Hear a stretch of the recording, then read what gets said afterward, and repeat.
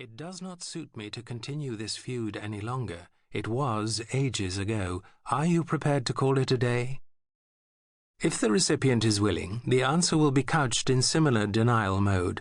Yes, let's meet. What have you been up to since you left Lazard's? Nothing more than this will be required to signify that the nastiness is finished, and normal relations may now be resumed. But in this case, Damian eschewed the common practice. Indeed, his honesty was positively Latin.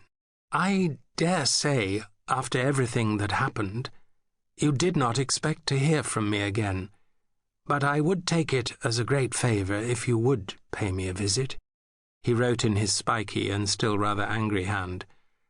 I can't think why you should, after the last time we were together, but at the risk of self-dramatizing, I have not long to live, and it may mean something to do a favour for a dying man. At least I could not accuse him of evasion.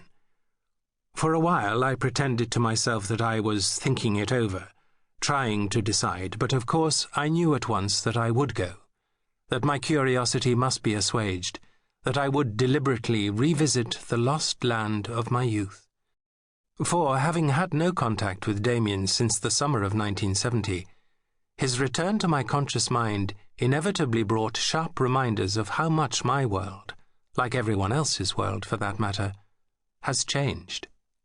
There's danger in it, obviously, but I no longer fight the sad realization that the setting for my growing years seems sweeter to me than the one I now inhabit.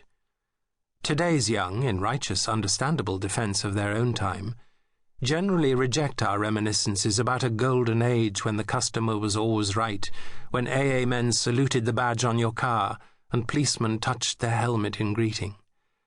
Thank heaven for the end of deference, they say. But deference is part of an ordered, certain world, and in retrospect at least, that can feel warming and even kind.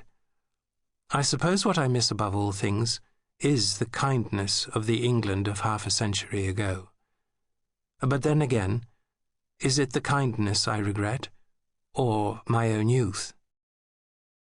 I don't understand who this Damian Baxter is exactly. Why is he so significant?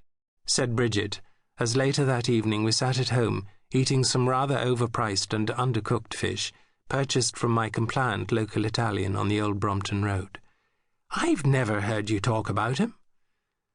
At the time when Damian sent his letter, not all that long ago in fact, I was still living in a large ground-floor flat in Wetherby Gardens, which was comfortable, convenient for this and that, and wonderfully placed for the takeaway culture that has overwhelmed us in the last few years.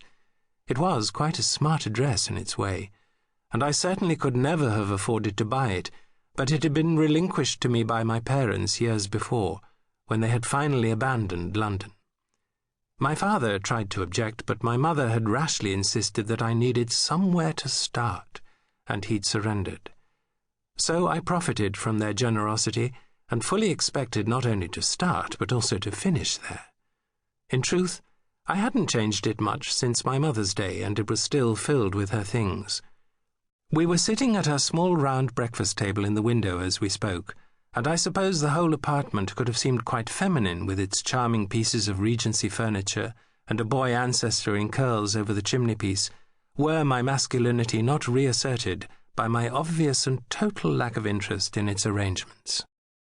At the time of the letter incident, Bridget Fitzgerald was my current, I was going to say girlfriend, but I am not sure one has girlfriends when one is over 50. On the other hand, if one is too old for a girlfriend, one is too young for a companion. So what is the correct description? Modern parlance has stolen so many words and put them to misuse that frequently when one looks for a suitable term, the cupboard is bare. Partner, as everyone not in the media knows, is both tired and fraught with danger. I recently introduced a fellow director in a small company I own as my partner, and it was some time before I understood the looks I was getting from various people there who thought they knew me. But other half sounds like a line from a situation comedy about a golf club secretary, and we haven't quite got to the point of "this is my mistress," although I dare say it's not far off. Anyway, Bridget and I were going about together.